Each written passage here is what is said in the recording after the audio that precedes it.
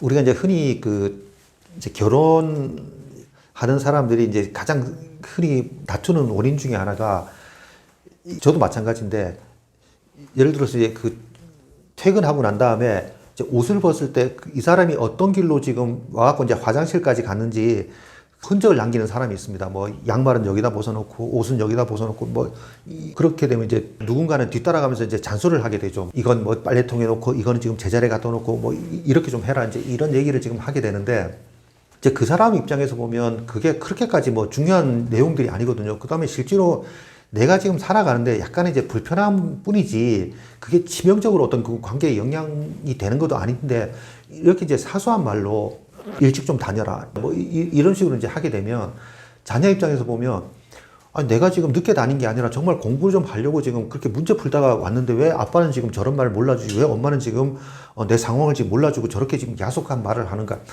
이렇게 지금 이제 할 수가 있기 때문에, 내가 지금 먼저 말을 지금 하기보다는 많이 늦었네, 뭐 무슨 일이 있었어, 이렇게 이제 먼저 물어보고, 그 다음에 얘가 지금 뭐 예를 들어 이제 PC방에서 놀러 왔다고 하면 이제 그때 좀 잔소리를 하더라도 이제 애 입장에서 보면, 아, 내가 지금 정말 뭐 야단맞은 말 했나, 이렇게 지금 판단을 하게 되지만, 물어보지도 않고 이제 먼저 지금 야단부터 치게 되면 알지도 못하면서 괜히 지금 잔소리, 이렇게 지금 오히려 이제 반발을 지금 할 수 있는 그런 상황이 생긴다는 거죠. 그게 뭐 자녀 관계뿐만 아니라 배우자 관계까지는 마찬가지니까, 내가 지금 하는 말 대부분이 아마 거의 대부분이 상대방이 원하지 않을 때 하게 되면 대부분 다 잔소리라고 이제 생각을 하고 별로 좋은 소리를 못 들을 수가 있기 때문에, 나이가 들면 들수록 귀는 열고 입은 다무는 게 훨씬 더 대인관계에서 손해를 보지 않는 방법이다, 이렇게 말씀을 드릴 수가 있겠습니다.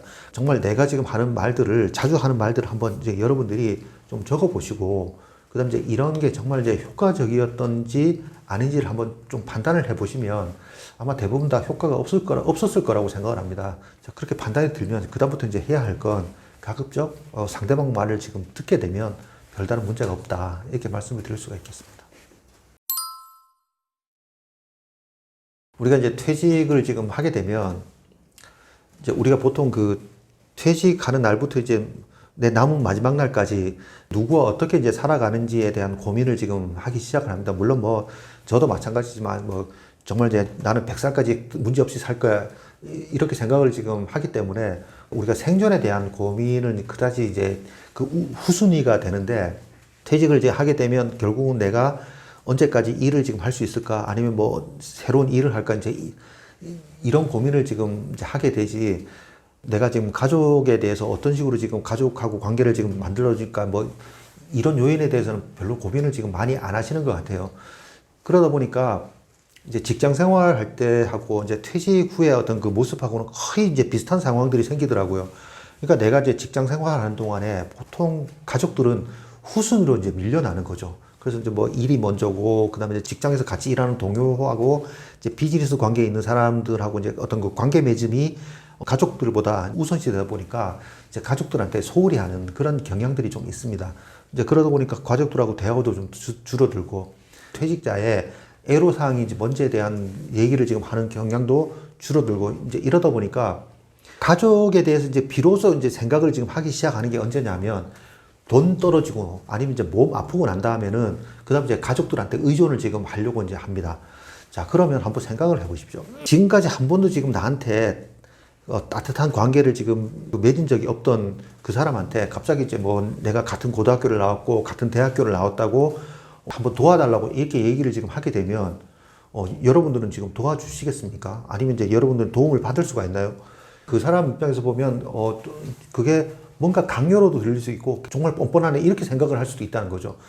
그런데 이제 그럼에도 불구하고 내가 지금 가족한테 내가 지금 몸이 아프니까, 내가 지금 좀 경제적으로 어려우니까, 내가 지금 밥 먹기 힘드니까 나를 좀 책임을 져라고 이렇게 지금 얘기를 당당하게 할 수 있는 건, 그동안 이제 내가 지금 뭐 너를 태어나게 만들고 너를 교육시켰고 뭐 이제 이런 의무감이 있으니까 너는 당연히 지금 나를 이제 뭐 책임져야 한다, 이런 어떤 그 가족 관계라고 지금 하는 것 때문에 이제 강요를 지금 상대방한테 하게 되는데, 과연 자녀들도 부모의 어떤 그런 강요에 비슷한 그런 요청에 대해서 어떻게 생각할 건가, 이거에 대해서 한번 고민할 필요가 있다는 거죠. 자, 그러면 나한테 한 번도 지금 정서적으로 따뜻한 격려의 말이라든가 아니면 뭐 정말 내가 어려울 때 아니면 학교회를 한다든가 아니면 이제 운동회 때 한 번도 같이 참석하지 않은 부모가 그냥 이제 아프니까 도와달라 이렇게 얘기를 하면 자식들 입장에서 뭡니까? 부모의 역할은 그냥 돈만 주면 되는 거다.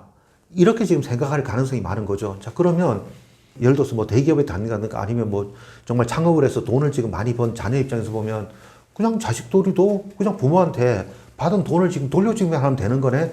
이렇게 지금 의무감에서 그냥 뭐 일정 금액 뭐 한 달에 100만 원인지 200만 원인지 어떤 그 자녀가 지금 자기 이제 경제력 범위 안에서 부모한테 이제 줄 수도 있는 거죠. 자, 그렇게 되면 과연 이게 정말 이제 부모가 원하는 그런 삶일까? 그래서 이제 결국은 자녀들 입장에서는 어떡합니까? 자녀가 이제 둘이 있다고 하면 그럼 각자 이제 100만 원씩 내서 이제 부모를 요양원으로 모실 수 있는 그런 금액을 내자. 이렇게 지금 되게 되는 거고. 그럼 이제 실질적으로 어떤 자녀의 따뜻한 그런 돌봄을 받고 싶었던 부모가 정말 실망스럽게도 자녀 입장에서 보면 부모가 뭡니까? 짐이 되는 거죠. 그래서 이제 결국은 자녀한테 돌봄을 지금 받는 게 아니라 자녀 손을 떠나갖고 이제 가기 싫은 요양원을 가야 되는 그런 상황이 생길 수도 있다는 거죠. 그래서 결국은 지금 내가 생활을 하는 동안에 얼마나 지금 가족들하고 관계를 지금 잘 맺느냐에 따라서 내 노후도 지금 물론 이제 잘 보장을 받을 수가 있다.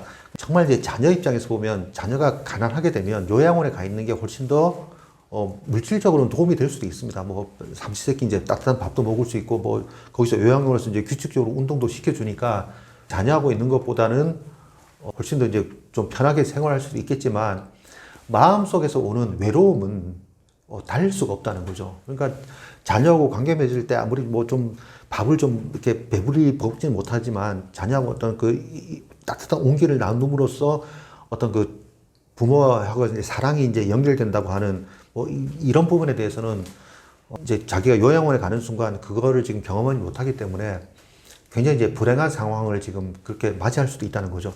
그래서 우리가 지금 그 정말로 지금 부모하고 자식 관계에서 그 부모 입장에서 보면 자식을 믿지 못하는 부모도 많습니다. 그 대표적으로 어떤 게 있냐면 돈이 껴서 돈. 자녀가 어떤 사업을 뭐 시작을 한다든가 아니면 이제 사업이 망했을 때 보면 부모한테 지금 이제 의지할 수밖에 없는 그런 상황이 생기거든요. 그러다 보니까 이제 부모한테 손을 벌리게 되는 이제 이런 상황이 생기는데 부모 입장에서 보면 직간접적으로 퇴직 자금을 지금 노후 자금을 자녀한테 지금 맡겼다가 자녀가 지금 날리게 되면 나는 지금 더 이상 그 살아남지 못한다 이런 위기의식을 느끼면서 자녀하고 이제 거리감을 두려고 하는 그런 부모님도 많이 계시거든요. 이제 그렇게 되면 부모 입장에서 보면 자녀를 지금 이제 의심하게 되고 이제 그렇게 되면 자녀 입장에서 보면 돈이 필요하니까 어떡하든지 그 자금을 지금 뜯어내기 위해서는 부모를 이제 협박하게 되고 뭐 폭행까지 하게 되는 그런 이제 뭐 우리가 이제 불행한 상황도 이제 경험을 하게 되는데 이제 이러다 보니까 한편으로는 자녀를 지금 이제 의지하고 싶다는 마음 또 한편에서는 자녀를 지금 너무 의지했을 때 혹시나 지금 내가 이제 노후 자금을 지금 만약에 이제 자녀가 다 뺏어가면 어떻게 되는가 이런 어떤 마음의 속에서 갈등이 생길 수도 있다는 거죠. 자, 그렇지만 저는 부모한테 그 자녀를 그냥 한번 믿어보시라고 이렇게 권해드리고 싶은 게 정말 자녀를 믿는다고 하게 되면 자녀도 지금 부모를 배신하지 않기 위해서 부모의 어떤 믿음에 부응하기 위해서 정말 제 부모님을 몸과 마음을 따뜻하게 다 지금 더 잘 모시려고 노력할 수도 있게 된다는 거죠. 그래서 결국은 부모하고 자녀 관계에서 지금 가장 중요한 건 정말 이제 그 자녀가 태어날 때부터 자녀를 지금 따뜻하게 잘 돌보면서 내가 지금 얼마나 널 믿고 얼마나 사랑하는가 이걸 이제 몸소 이제 보여주는 게 가장 이제 바람직한데 예를 들어 이런 것도 있습니다. 만약에 이제 퇴직을 지금 하게 되면 자녀를 불러놓고 난 지금 퇴직을 했다.